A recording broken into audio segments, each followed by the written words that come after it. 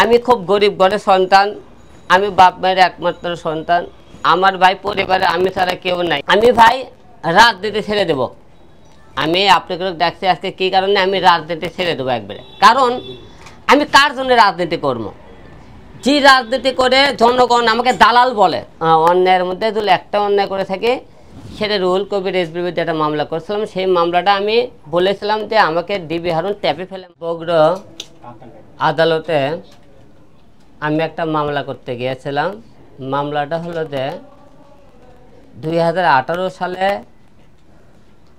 নির্বাচনে আমার উপর হামলা করে এবং 2023-এ উপনির্বাচনে আমার প্রার্থীটা ছিনে নেয় এবং আমাকে সেখানে মারধর করে। আপনারা দেখেছিলেন ভিডিও ফুটেজ আমার উপর। এই যাবৎ এখন পর্যন্ত আমি 4টি জাতীয় সংসদ নির্বাচন করেছিলাম। এই 4টে নির্বাচনে আমি শুধু মাইরি খেয়েছি আর লাঞ্ছিত হয়েছি, জীবনে ভালো কিছু পাইনি। তো এখন ওই মনে করেন মামলা করে আমি আদালত থেকে বের হওয়ার পরে, আদালত থেকে আমি নিচে গেটে নামিনি, মামলা করতে গেছিলাম। আমার আসামি ছিল 1 নম্বর ওবায়দুল কাদের, 2 নম্বর ছিল আপনি হলে যে প্রধান নির্বাচন কমিশনার আব্দুল আউয়াল, এবং তারপরে মনে করেছিল আমার প্রতিদ্বন্দ্বী প্রার্থী রেজাউল করিম তানসেন, রানা সহ মোট 39 জনের নামে আমরা মামলা করেছিলাম। আওয়ামী লীগের লোকজন যারা আমাকে মারধর করেছিল আর কি। সেই মামলা করে কেবলই কোর্ট থেকে বের হয়েছে গেটে, এর মধ্যে 8-10 জন ছেলে পেলে মানে ডাইরেক্ট আসে আমাকে মানে কলার ধরে ডাইরেক্ট হিট করলো। আপনারা দেখছেন আমার মারামারি ফুটেজটা সারা বাংলাদেশের লোক আপনারা দেখেছেন কী হারে আমাকে মারধর করেছিল আর কি। যে ফুটবলের লাগানো শটাইছে আমারে, যে আপনারা দেখছেন। এবং কী হারে আপনি যার যে লোকগুলো মারধর করছে তাদের এক একটা শরীরে ওয়েট দেখছেন, যে ওয়েটগুলো আমার মতো লোকের শরীরে এখন বেঁচে আছে সেটা আল্লাহ পাক কেন যে আমাকে বাঁচে রাখছে এখন বলতে আমি জানি না। শুধু মার খাওয়ার জন্য বাঁচে রাখছে নাকি আমি তাও জানি না। তো যাই হোক, সেখান থেকে ওখান থেকে লোকজন করছে তুই তারেক জিয়াকে গালিগালাজ কেন করছিস? তো আমি তাদেরকে বললাম যে আমি তারেক জিয়াকে গালিগালাজ করছি, এবং আপনারা যারা মিডিয়াতে আছেন অনলাইন তারা একটা ফলো করবেন। আমি তারেক জিয়াকে কোনো গালিগালাজ করে থাকি সেই ভিডিও ক্লিপগুলো দেখাতে পারেন, অথবা বিএনপি কোন নেতা আমি গালিগালাজ করেছি। আমি অন্যায়ের মধ্যে যদি একটা অন্যায় করে থাকি, সেটা রুহুল কবির রিজভীর বিরুদ্ধে একটা মামলা করেছিলাম। সেই মামলাটা আমি বলেছিলাম যে আমাকে ডিবি হারুন ট্যাপে ফেলে মামলাটা করেছিলাম, এটা কিন্তু সেটা বলছি। এছাড়াও বিএনপির কোন একটা নেতা আমি অসম্মান করে কথা বলছি, আপনারা আমাকে ভিডিও ফুটেজে দেখাবেন। এখন আমি বলে দালাল হয়ে গেছি, এখন হিরো আলম তুই করতে তুই দালাল হয়ে গেছে, তো হলে আমি বলে দালাল হয়ে গেছি। এখন মানে বিএনপির বিরুদ্ধে কথা বলতেছি আমি দালাল হয়ে গেছি, এখন দালাল বলে আমাকে সবাই। এখন সেই মামলা করে পরে আমাকে তারা কিন্তু ওকে জোর করে কেউ কান ধরে উঠবস করেছে, আপনি দেখছিলেন এই অবস্থায়। তাই আমি ওইকে ধরে আমার বিভিন্ন রকম মারছিলাম, এরকম ধরছিলাম, ওরা মনে করে আমার কান ধরে উঠবস করার চেষ্টা করছে জোরকে শ্বাসে ধরে। তো স্বাধীন দেশে আমরা বলেছিলাম দেশ স্বাধীন হয়ে গেছে, মনে হয় আমরা স্বাধীন হয়েছি, সেটা কোন স্বাধীন হচ্ছে আমি জানি না, আমরা স্বাধীন হতে পারছি নাকি জানি না। যখন আওয়ামী লীগ সরকার ক্ষমতায় ছিল তারা একতরফায় আদালত দখল করছে, ইউনিভার্সিটি বলেন যে কোনো প্রতিষ্ঠান তাদের দখলে ছিল। বিএনপি আসার পরে আদালত দখল করছে, কারণ আমরা বিচার করবে নিতে যাই আদালতে, সেই আদালতে যদি মনে করেন বিচার করবে যায় তো সেখানে মানুষ সাক্ষী প্রমাণ অবস্থায় দেখেন মার খায়, মানুষ বিচার নিতে যাবে কোথায়? আদালতেও তো মানুষের নিরাপদ জায়গা পাইতেছি না, যে আমরা আদালতে নিরাপদ একটা জায়গা পেয়েছি, এই জায়গাতে আমরা নিরাপদ, সেখানে আমরা বিচার নিতে হবে, সেখানে কিন্তু আমরা নিরাপদ না। সেখানেও একতরফা লোকজন আমাকে মারধর করে। এখানে অনেকে বলছে তারা আওয়ামী লীগের লোক তোর দরকার মারছে, এটা মিথ্যে কথা। ওখানে আওয়ামী লীগের একটা লোক ছিল, না হলে নুরুর নামে একটা ছেলে, কালো করে একটা ছেলে দেখে মারছে, সে ছিল আওয়ামী লীগের। আমরা একটা দিন দেখছি যখন বিএনপি সরকার আওয়ামী লীগ সরকার ক্ষমতা ছিল, বিএনপির অনেক নেতা আওয়ামী লীগ হয়ে গেছিল। এখন বিএনপি ক্ষমতা থাকতে অনেক লোক আওয়ামী লীগ হয়ে গেছে, দেখবেন আওয়ামী লীগ হয়ে তারা মারধর করতেছে। কিন্তু অনেকে বলছে তারা বিএনপির লোক। আমি বিএনপির 1 নম্বর রনি, 2 নম্বর হলো যে মিজান, জাহাঙ্গীর, সবুজ, এইরকম মোট 8 জন লোক আমাকে ওটি মারধর করছে। এর মধ্যে 7 জন ছিল বিএনপি, এরা কথা বিএনপির না। আমার বাসা কিন্তু বগুড়া, আপনারা সবাই জানেন। বগুড়াতে আমি তাদের নাম খুঁজে খুঁজে বের করছি। বিএনপির লোকেরা বলতেছে বিএনপির লোক না। বিএনপির আরও একটা কথা বলে, হিরো আলম নাকি ইউটিউবের বিজনেস করার জন্য নাটক করেছে। তো আমাকে যে আরে মারছে, আমার মারে খায় কি আমার ইউটিউবের বিজনেস করা লাগবে ভাই? হ্যাঁ, আপনারা বিএনপির লোকরা যে কথাবার্তা বলেন যে এখন একটা দলে কতে তারা আমাকে বিএনপির কেউ নাই, আমার কথা বিএনপি দল কেউ নাই হবে। একটা কথা বলতে চাই, আর আপনারা সাংবাদিক সম্মেলন এবং বিএনপির আমাদের অফিস থেকে আদালত 10 মিনিট লাগে, আপনি হাঁটে গেলে রিক্সায় গেলে লাগে 5 মিনিট। তো যারা আমার উপর মারধর করছে তা আপনারা এখন পর্যন্ত তাদেরকে আপনারা কেন প্রমাণ করতেছেন না যে তারা বিএনপির কেউ না? যদি বিএনপির কেউ নাই হবে আপনি প্রমাণ করে দেখালেন না কেন? আপনারা বলেন তো হিরো আলম মিথ্যে বলছে বিএনপির, কারণ হিরো আলম আওয়ামী লীগের দালালি করতেছে, আপনাকে সম্মান দালালি করতেছে, আপনারা প্রমাণ করেন না কে? কিন্তু তারা কিন্তু প্রমাণ করতে এখনো পারেনি যে তারা বিএনপির লোক কি না।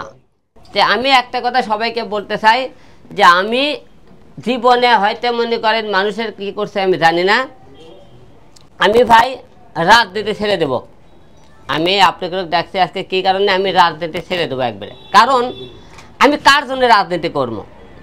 যে রাজনীতি করে জনগণ আমাকে দালাল বলে, জনগণের জন্য আমি মৃত্যু মার খাই।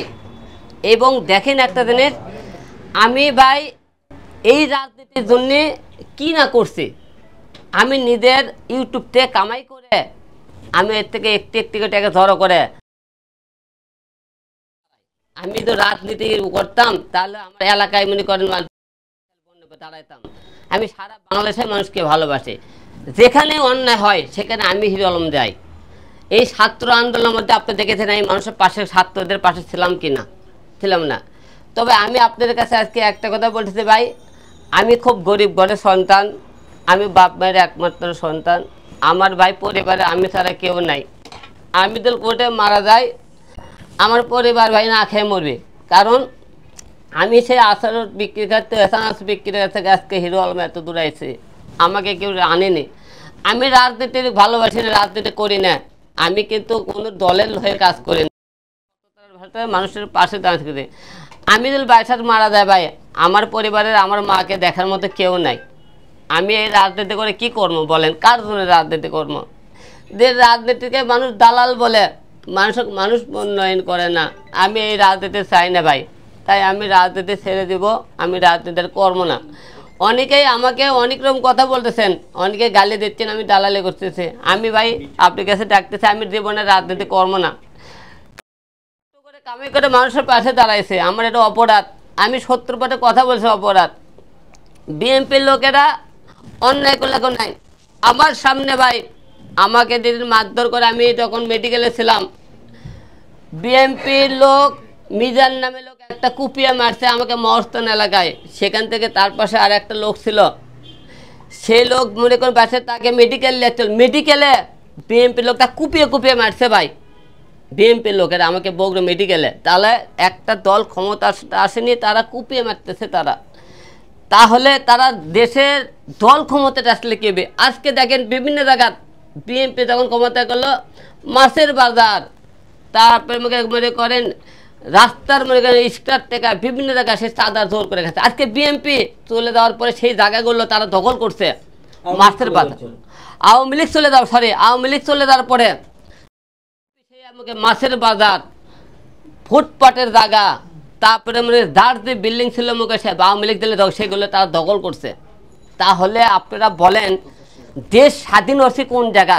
তাহলে আমি যে বলছিলাম এক স্বৈরাচার গেছে আরেক স্বৈরাচার আসতেছে আমাদের দেশে, আপনি এই জায়গাটা খুলে আজ গত 5 তারিখে হওয়ার পরে, আন্দোলন হওয়ার পরে থেকে সারা বাংলাদেশে যে লুটপাট, যে ছিনতাই বিএনপির লোক করতেছে, আপনি দেখবেন অনেক জায়গা আওয়ামী লীগের লোক বিএনপি হয়ে গেছে, যোগ দিছে। আমি দেখি অনেক জায়গা বিএনপির সাথে আওয়ামী লীগের যোগ দিয়ে গেছে তাদের পিঠ বাঁচানোর জন্য, তাদেরকে বাঁচানোর জন্য। তাহলে আমরা কোন জায়গাতে আছি ভাই?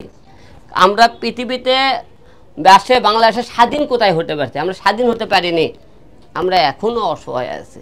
তাই আজকে বলছি আমি এই রাজনীতি কেন কার জন্য কর্ম, আমার কার জন্য রাজনীতি করতে হবে? দেশের জনগণের জন্য। সে দেশের জনগণ তোমাকে দালাল বললো, আমাকে মারধর করে একে একে 4 বার মার কাছে, ঢাকা 70 আসন মার কাছে, পুত্তর লাগান আমাকে মার। আমার অপরাধটাকে ছিল, আমি অপরাধ কি করছি? বিএমপি রেসবির ভিতরে মামলা করছি।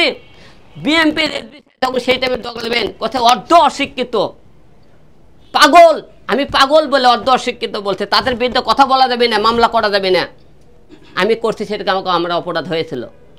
আপনারা বলেন বিএমপি কোন একটা নেতা গালেছে, একটা ক্লিপ দেখাইন আমাকে।